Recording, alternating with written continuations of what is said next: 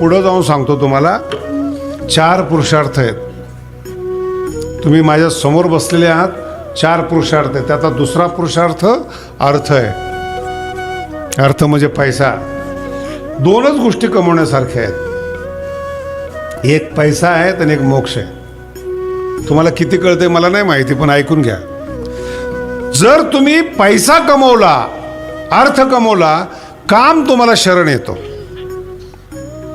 धर्म कमवला, मोक्ष शरण येतो. हे 2 वेगळ्या वेगळ्या गोष्टी लक्षात. धर्म जर करणारा असेल, मोक्ष शरण येतो. पैसा कमवणारा असेल, काम शरण येतो. काही बघतो मी कधी कधी अधूनमधून काही लोकांना जोडा नसतोच, पण सरकारी नोकरी असते, क्लास 1ची नोकरी असते. त्याच्या चेहऱ्याकडे पाहिलं तर सकाळी माणूस जेवणार नाही, पण चांगली पोरगी भेटते त्याला. कशाचा परिणाम आहे हा? अर्थाचा परिणाम आहे. अर्थ आणि काम. जिथे अर्थ आहे तिथे काम मागे लागतो. आणि मोक्षासाठी प्रयत्न करा, धर्म मागे असतो. धर्माकडे जा, मोक्ष मागे असतो. म्हणून पैशाला कमी लेखू नका. आणि त्याच्या पुढचं सांगतो तुम्हाला, जेवढ्यांच्या तुम्ही कथा ऐकता, जेवढ्यांच्या, रामचंद्रापासून आता सगळ्यांच्या कथा ऐका, सगळे श्रीमंत आहेत. गरिबाच्या कथा नसतात, व्यथा असतात. गरिबांचे पुस्तकं वाचा, व्यथा प्रगट होतात. तुम्ही कोणाचं ऐका, 5 पांडवाचं ऐका, महाभारत. गरीब होते का ते? बोला ना. आणि या काळामध्ये आणि महाभारतामध्ये गरिबाला आयुष्य नव्हतं महाराज. हे वास्तव आहे. गरिबाला कोणी वाली नाही आहेत.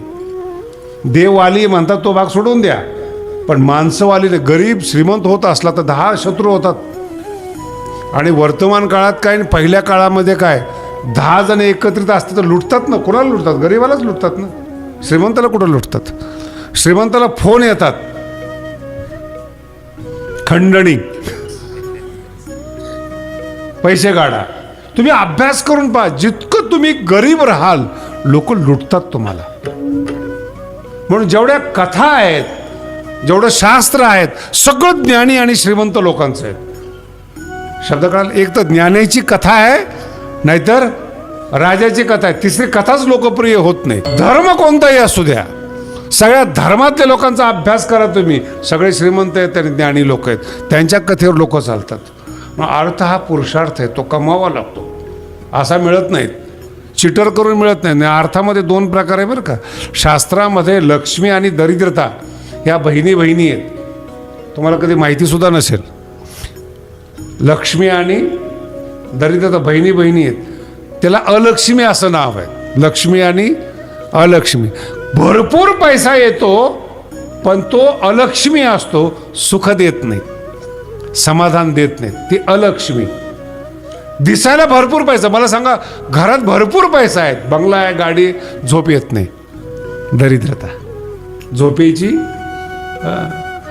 घरातलं काहीच चालत नाही. त्याचे नौकर त्याच्या समोर खातात. गाडी फिडी हे इतकं तोंड वाकडं करतं, ते अलक्ष्मी म्हणतात त्याला. आणि जर लक्ष्मी असेल ना, पोटा पाण्यापुरतं येतं, पण दोघांचे चेहरे प्रसन्न असतात. अर्थ हा पुरुषार्थ आहे. पुन्हा शब्द सांगतो, पुरुषार्थ आहे. तो अर्थ म्हणून आला पाहिजे, लक्ष्मी म्हणून आला पाहिजेत.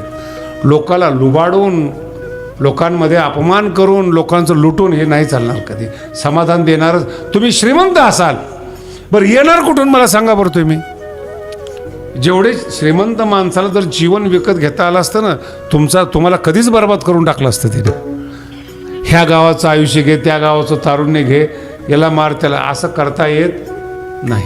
पण लक्ष्मी आहे, अर्थ आहे, अर्थ पुरुषार्थ आहे. म्हणून जेवढं म्हणून कथा आहेत, सगळ्या पुरुषार्थाच्या आहेत. पिक्चर बघा तुम्ही, मार खाणारा कधी हिरो असतो का? खरा तो मारच खात असतो व्यावहारिक जीवनामध्ये. पण ज्यावेळेस नट दाखवतात, तो हिरो दाखवतात. अहो, जे गोष्ट घडत नाही त्याच्यावर तुम्ही प्रसन्न होता. एक माणूस 10 लोकांना मारू शकत नाही, पण मारल्यानंतर तुमचा आत्मा संतुष्ट होतो. हिरो आहे. याला म्हणतात पुरुषार्थ. फार चांगली गोष्ट. म्हणून अर्थ बलवान आहेत, लक्ष्मी आहेत, त्याचप्रमाणे ज्ञान आहेत, मोक्षाचं ज्ञान. आणि ते ज्ञान शब्दाचा अर्थ आहे पाया. तुझ्या पाया म्हणजे ईश्वरा, परमात्म्या, तुझं ज्ञान, तुझं स्वरूप. भगवंताच्या अतिरिक्त ज्ञान नको, भगवंताच्या अतिरिक्त स्वरूप नको, भगवंताच्या अतिरिक्त काहीच नको. म्हणून शब्द फार वेगळे वेगळे आहेत. माझ्या चित्ता भगवंता तुझ्या पाया मिठी पडेल. नाही कळलं अजून? इतरांची मिठी नको आहे. मिठी म्हणजे पैसा न सोडणारे लोभी आहे का नाही तुमच्या गावामध्ये कधी? आता एवढी वर्गणी झाली तरी न देणारे आहेत ना हिरे. नाही, सोडतच नाहीत, पण पुरुषार्थ नाही आहेत. माझा शब्द लक्षात ठेवा, हे नकोय जीवनामध्ये. चुकीच्या ठिकाणी दृष्टी नकोय. म्हणून मी पहिल्यांदा तुम्हाला सांगितलं, आवडी तिथे दृष्टी पडते माणसाची, ती परत येत नाहीत. आवड कुठं पाहिजेत? भगवंताच्या ठिकाणी पाहिजेत. नाही म्हणजे महाराज देव दिसत नाही, वाक्य आहे का? देव दिसत नाही आणि मिठी कशी काय पडली? नाही, एक रूप झालंय. हळूहळू तुकोबारायचा अभंग कोणती दिशा घेतो लक्षात ठेवा बरं का. नोहे सारिता निराळे. मीठ वेगळं आहे तुकोबाराय म्हणतात, आणि पाणी वेगळं आहे. हे तोपर्यंतच वेगळे जोपर्यंत एकमेकाला मिठी मारत नाहीत. ह्या अभंगाचं सगळ्यात मोठा तात्पर्याचा सिद्धांत आहे. मीठ वेगळं आहे आणि पाणी वेगळं. कुठपर्यंत? जोपर्यंत मिठी पडत नाही. एकदा पाण्याची आणि मिठाची मिठी पडली, जगातलं कोणतंही शास्त्र असं नाही पाण्यातून मीठ बाजूला करेल. नोहे सारिता निराळे लवण मेळविता जळे. खूप मोठा अर्थ आहे, पण वेळेच्या अभावी जरा वेगळा अर्थ सांगतो तुम्हाला. मीठ पाण्यामध्ये गेलं, पाणी रूप झालं. मीठ रूपाने राहिलं नाही. मीठ काय झालं? बोला ना.